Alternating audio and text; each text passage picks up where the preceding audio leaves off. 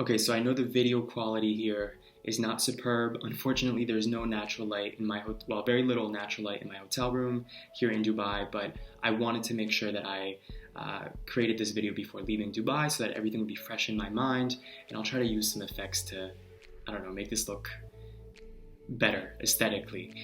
Anyway, guys, I'm here in Dubai, obviously, and of course I had to tell you my experience as a gay person here, as a gay tourist. So I'll start off by saying that before coming here, I did my research and I found that out of all the places I've been visiting on this international trip this autumn, Dubai is the only place, or the Emirates are the only place where homosexuality is officially against the law. There's no ambiguity, there's no kind of like loopholes, it is against the law, and there's no doubt about it.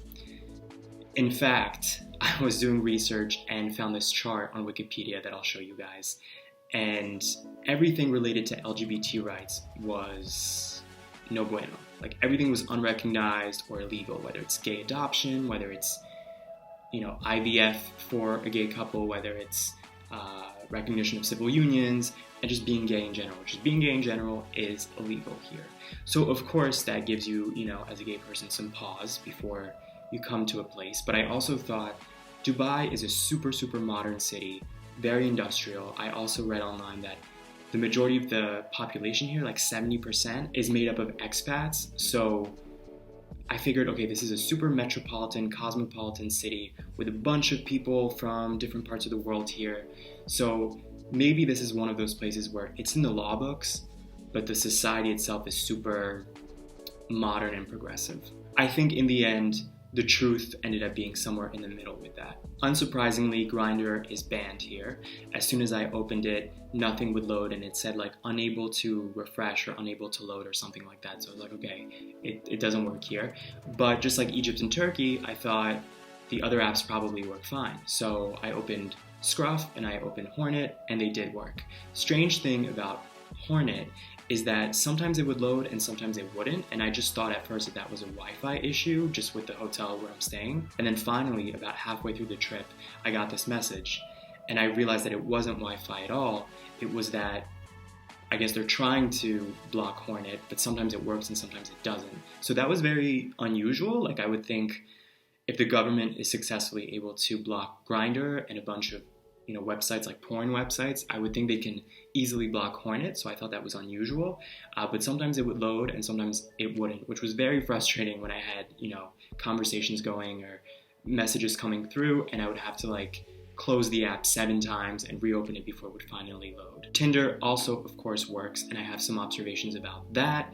Just in general, all the apps, I have to say the experience wasn't that different from other places and from America, meaning especially on the gay apps like Hornet and Scruff, it's the same kind of thing. Some people do show their face as their profile picture. Most, I would say, it's just like a chest picture or their leg or something, or just an empty, no profile picture, but people reach out to you one-on-one and then send pictures. I have found that here, I would say compared to every other place I've been on this trip, people are least likely to send a face picture here. There is a fear element instilled in them because it is illegal to be gay here. So people are still having conversations. They're still looking to date or hook up or whatever. But I guess some people, and it seems like it's especially the local, like born and raised Dubai or born and raised Middle East, because I didn't have the same sort of difficulties with expats. But I think people who are like originally from Dubai or surrounding nations, I think despite still using these apps and having these conversations, there is this like fear in the back of their heads of like, you never know, if shit could hit the fan here. I'm assuming that's what it is. Similar thing with Tinder. Of course, there's a ton of profiles. Most profiles are, normal. People are showing their face, maybe some details in their profile description,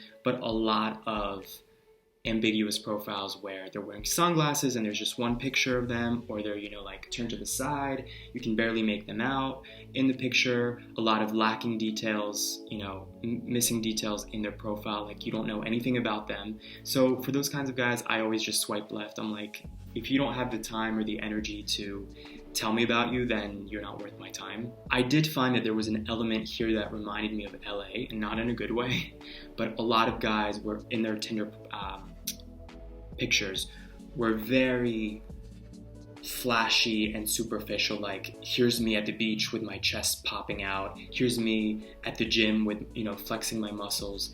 There is definitely that image conscious, like meathead kind of thing here, which is not very appealing, and I thought that was very vapid. I guess it's not surprising because Dubai is such a modern city that I think a lot of it here is about opulence and looks and how you present yourself to society. So all in all, it's just kind of funny because I came to Dubai thinking, you know, this is a gem in the Middle East. Like, this is a place where things just run differently than most of the Middle East. So I feel like no matter what, it's going to be an interesting crop of people here, of gay men. And that might still very well be the case, but I have found gay dating here disappointing. There's something about Dubai too that's very isolating. You know, it was built in the middle of a desert. It's a stretched city, like everything's far away. Most of the guys that I was talking to on apps were like 10 to 15 miles away, which has never happened to me. I've never been anywhere where I'm talking to so many people so far away.